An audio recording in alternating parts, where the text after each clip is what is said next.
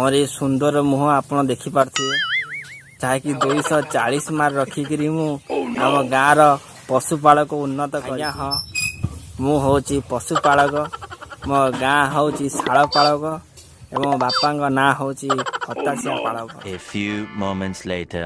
तो इसलिए आओ यार शुरू करते हैं बिना किसी बकचोदी के एक ऐसा संगीत जिसको सुनकर सुर और ताल दोनों बोलते हैं बाप भसुड़ी के बाद। Hey y'all, come look at this.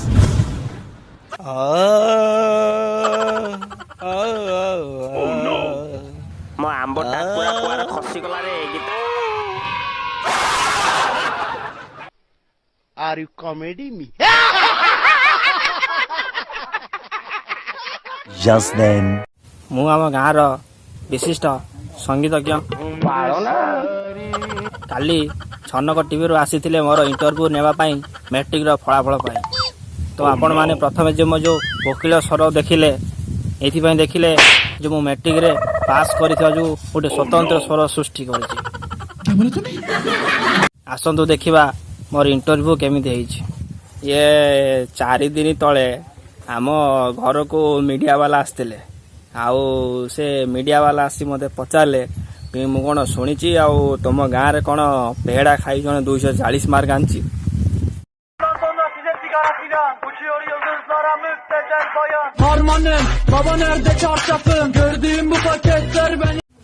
हाँ सर आपण जहाँ शुणी ठीक शुणी कौन कहना कि कम अच्छी से कहले अरे आम आड्रेसटा दरकार जानिनु तो आम घरटा कौटी से कौन कहले 12 छतर घर गाँव।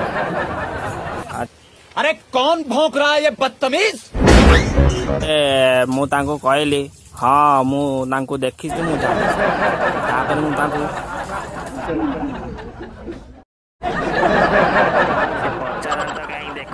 भद्र बालक पशुपालक जे कि 240 मार्क रखी पेड़ा खाई पाखे तो मिठा नाई कि सिठा नाई।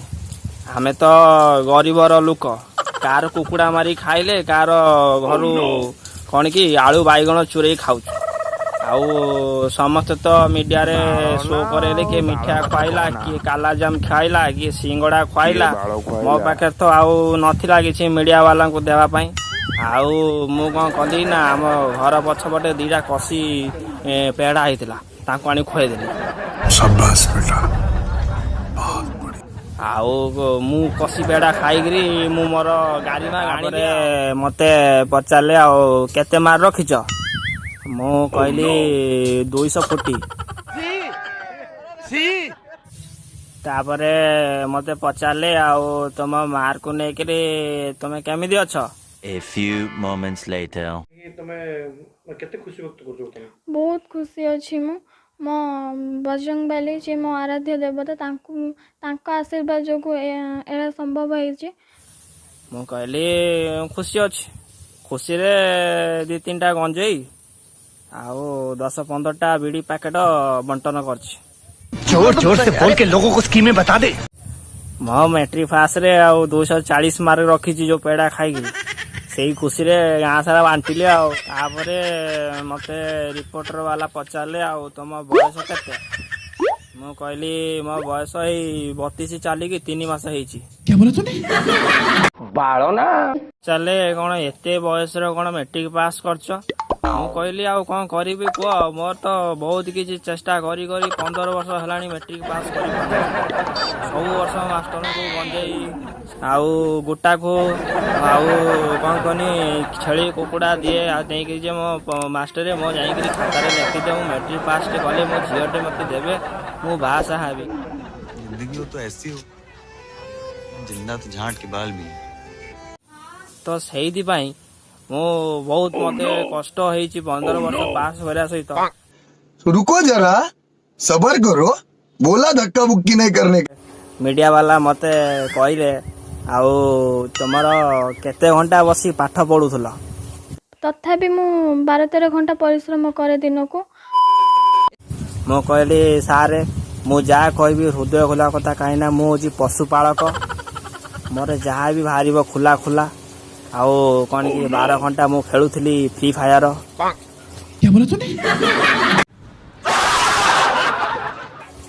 ଆଉ 2 ଘଣ୍ଟା ରାତିରେ ଉଠିକିରି କା ଘରେ ପଶିକିରି ଚୋରି ଚୁରା କରିକିରି ଆଉ କୁକୁଡ଼ା ଚୋରି, ଛେଳି ଚୋରି, ଆଉ ଗଞ୍ଜେଇ ଚୋରି, ଆଉ କ'ଣ କି ଆମର ଯାହା ବି କିଛି ସବୁ ଚୋରି ସବୁ ଚୋରି କରିକିରି 2 ଘଣ୍ଟା ମୋର ପଳେଇ ଯାଏ ସେଇ ବାଟରେ।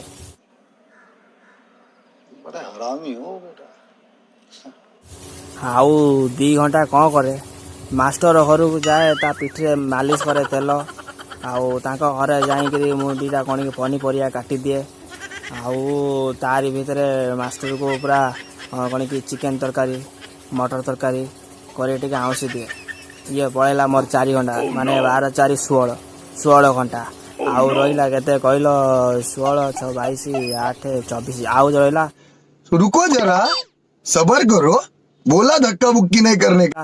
8 ଘଣ୍ଟା। 8 ଘଣ୍ଟାରେ ମୁଁ 5 ଘଣ୍ଟା ଶୋଇପଡ଼େ, ଆଉ 3 ଘଣ୍ଟାରେ ଅନଲାଇନ୍ ଫେସବୁକ୍ ଆଉ ହ୍ୱାଟ୍ସଅପ୍ ଚାଟ୍ ଇନଷ୍ଟାଗ୍ରାମରେ ଷ୍ଟୋରି ଛାଡ଼ିକିରି ଟୋକି ପଟେଇବା ହିସାବରେ ପ୍ରାକ୍ଟିସ୍ କରେ।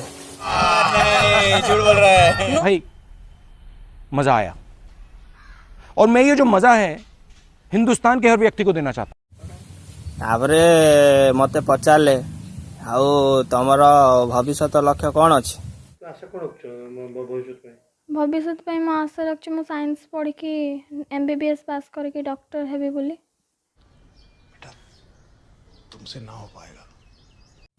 ଆଉ ବଡ଼ ହେଲେ କ'ଣ କରିବ? ମୁଁ ପୁରା ଟିକେ ମୁରୁକି ଦେଇ ହସିକି କହିଲି, ଆଉ କ'ଣ କହିବି, ଆଉ ଭାବୁଛି ଆମ ଘର ପଛପଟେ ଜମିଟା ଖାଲ ପଡ଼ିଛି, ଆଉ ସେଇଠି ମାଛ ଚାଷଟା କରିଦେବି। ଆଉ ଏବେ ତଳି ରୁଆ ଚାଲିଛି, ଟିକେ ତଳିଟା ଟିକେ ରୋଇଦେବି, ଆଉ ଜୀବନ ସାରା ଜୀବନ ବିତିଯିବ। ଠିକ୍ ସେତିକି ବେଳେ ନା ଆମ ଗାଁର ଗୋଟେ ଉତ୍ପାତିଆ ପିଲା ଥିଲା, ସେ ମୋତେ ଏଇ କଥା କହିଲା, ଶୁଣୁନ 4-5ଟା ଛୁଆ ଜନ୍ମ କରିଦେବୁ, ଧରିକି ବୁଲିବୁ, ଆଉ କ'ଣ କରିବୁ? ଶୁଣିପାରିଲେ ତ କ'ଣ କହିଲା? 4-5ଟା ଛୁଆ ଧରିବି, ଆଉ ତା ଭିତରେ ଧରିକି ବୁଲିବି। कैसा लगा मेरा मजाक? କ'ଣ କହିବୁ କହ? ପେଡ଼ା ଖାଇ 240 ମାର୍କ ରଖିଛୁ ମାନେ ଗାଁରେ ମୁଣ୍ଡ ଟିକେ ଚାଲୁଛି, ଏତେ ସମ୍ମାନ ମିଳୁଛି ଯେ କହିଲେ ନ ସରିଲେ ଆତ୍ମତୃପ୍ତି ହେଉଛି, ଆତ୍ମତୃପ୍ତି। ତାପରେ ମୋତେ ପଚାରିଲେ, ଆପଣ ସତରେ ଖୁସି ଅଛନ୍ତି ଆପଣ ମାର୍କକୁ ନେଇକିରି?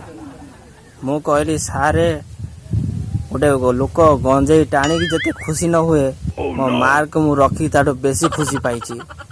ଆଉ ଏଥିରେ ମୋ ପ୍ରଥମ ସ୍ରଷ୍ଟା ହେଉଛି ମୋର ଆରାଧ୍ୟ ଗଞ୍ଜେଇ ଦେବତା।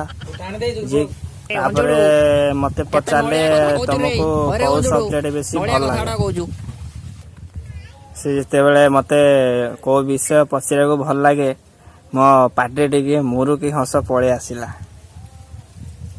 ଏମିତି ମୁରୁକି ହସ ତ ମୁଁ ତାଙ୍କୁ କହିଦେଲି, ମୋତେ ସବଜେକ୍ଟ ବିଷୟରେ ଭଲ ଲାଗନ୍ତି ସାହିତ୍ୟ ଦିଦି, ରେଶ୍ମା ପଣ୍ଡା ଦିଦି।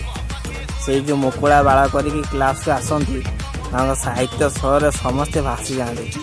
ଆଉ ମୋତେ ସାହିତ୍ୟ ବିଷୟଟା ବେଶୀ ଭଲ ଲାଗେ। ଆଉ ଆମର ଆଉ ଜଣେ ଦିଦି ଅଛନ୍ତି, ଆମର କ'ଣ ଭୂଗୋଳ ଦିଦି ମାନେ ଜ୍ୟୋତି ଦିଦି, ପୁରା ରାଇମୋହନ ଫିଲ୍ମରେ ଯେଉଁ ଜ୍ୟୋତି ମାଷ୍ଟରାଣୀ ଥିଲା, ସେଇ ପୁରା ଦିଟ ସେଇଭଳିଆ। ଆଉ ବହୁତ ଭଲ ଲାଗନ୍ତି ମୋତେ ଜ୍ୟୋତି ମାଷ୍ଟରାଣୀ ଦିଦି ଆଉ ରେଶ୍ମା ପଣ୍ଡା ଦିଦି, ବହୁତ ବଢ଼ିଆ ଲାଗନ୍ତି। ଏଇ 2ଟା ସବଜେକ୍ଟ ମୋତେ ବେଶୀ ଭଲ ଲାଗେ। ମୁଁ ଠାକୁରଙ୍କୁ ଡାକୁଛି କଲେଜରେ ଏଇଭଳିଆ 2ଟା ମିଳିଯାଆନ୍ତା କି।